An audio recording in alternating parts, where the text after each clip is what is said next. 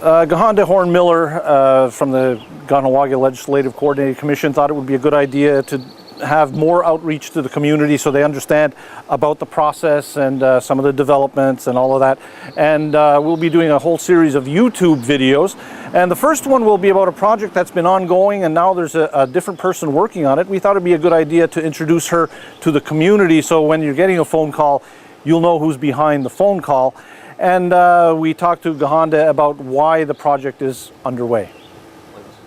The survey is taking place as a way to, for the KLCC to gauge and understand why people are not attending the community decision-making process hearings that we've been having.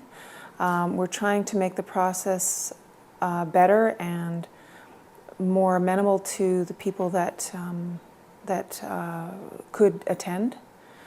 We need to understand what are the factors that are causing them to not attend so that we can make the changes needed to do so that they'll find it easier to come.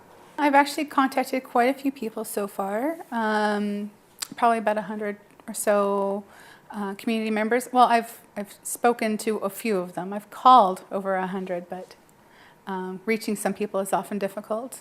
Essentially, they'll receive a telephone call from Orenda, and she'll ask them a few questions. They're very short answers required. It only takes a few minutes of their time.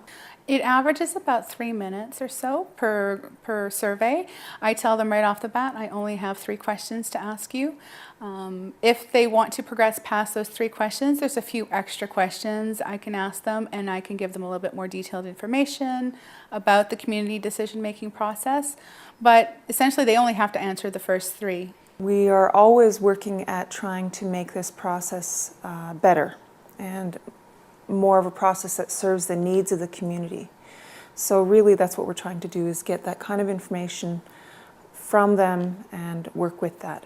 And most people are really receptive. They want to talk about it, or they're curious. They want to hear more about what it is I'm calling them about. We've set a deadline for August, the middle of August, to complete the survey, and we have confidence that that will happen. In terms of contacting community members, again, I'm using the phone book, the town phone book, to get a hold of community members.